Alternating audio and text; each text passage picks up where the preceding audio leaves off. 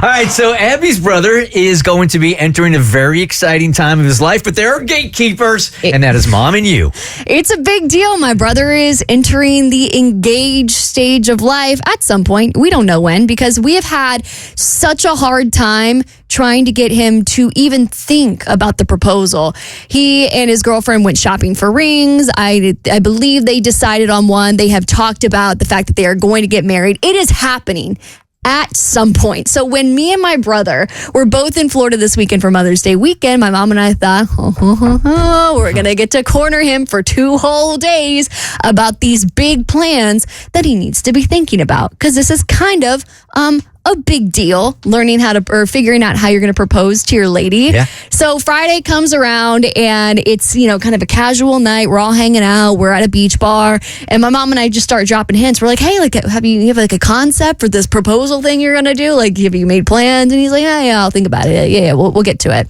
And so we're like, you know what? Let's ease into it. My brother, kind of uptight. We'll give him a couple of hours to sort of settle in. We'll talk about a whole couple hours. You're so kind.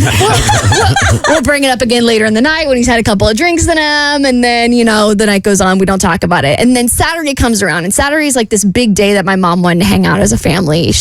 It was really cute. The only thing she wanted for Mother's Day was to cosplay that me and my brother were going back to school shopping. So she took us to this big outdoor mall in Jacksonville called the Town Center. And she's like, I just want to get brunch. And then I want to take you guys to get some brand new shoes. And we're going to pretend like you guys are going to high school again. Okay. I was like, I'm going to get a new pair of shoes out of this. I'm not going to complain. So we end up going to this restaurant, and it's a really nice environment. We went to Restoration Hardware, which if you've ever been there, it's like a real swanky spot, real nice brunch spot. And so my mom, I can kind of see her gearing up. She's like, okay, we're all sitting down. We're all facing each other. We got to sit here for 60 minutes until this meal is done. So she looks at my brother and she goes, so that proposal thing, like, you want to talk about it? And he goes, no, I want to think about it. And so then me and my mom start to get kind of frustrated. We're like, we want to look out for his new the woman he's going to marry. We want to make sure she's going to get the proposal of her dreams. And here is her son, my brother, totally fumbling the bag. And so we're like really freaking out. We're like, how are we going to convince this man to sit down and figure out this thing that he's decided to do? Like, why do we have to bribe a grown man into doing the plans he said he was going to do? Is he fumbling the bag, or does he just not want you and your mother to meddle? No, he's not. If he had a plan, he'd be like, yeah, I'm going to do a beach shrine, and then I'm going to propose at 4 p.m. Or, like, if he had just given us those details, he knows that would have shut us up. But we know my brother. He got no plans. Got it. So finally, we go back to school shopping, we get our brand new shoes, and then we come home, and then my mom knows I know exactly how to get my son to talk. She goes to the garage, she opens up the fridge, she pulls a Corona out, and she sits in front of my brother, and she goes, we're about to talk this out. Okay. And my brother goes, is that a Corona Lime? She's like, yes. And suddenly he was all down to chat and plan out this proposal. So all it took was a nice beer to get my brother to settle down and actually start making some plans for the proposal. Mother so always knows. She knows best. So now we have a plan, I think. I'm guessing it goes something like this, where a guy has ring in pocket for the most part. I mean, Cass, you got to tell him the complicated story that Chad, the engagement from your husband.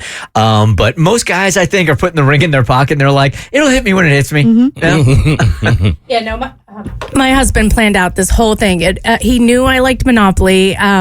So what he did was and I love scavenger hunts. So he created a Monopoly scavenger hunt. So he came by the station, dropped off an envelope, and unbeknownst to me, he flew to Chicago at that moment.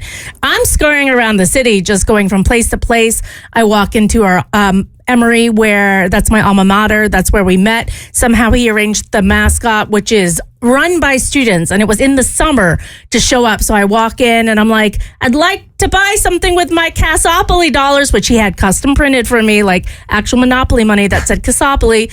And Dooley, the skeleton mascot, came out, and we went, like, my first date, where we used to go grocery shopping for wine and cheese, where we lived, all these cute places. And at the last stop, which I remember was King of Pops on the Beltline, because we would go there with our dogs and grab a popsicle and walk the Beltline.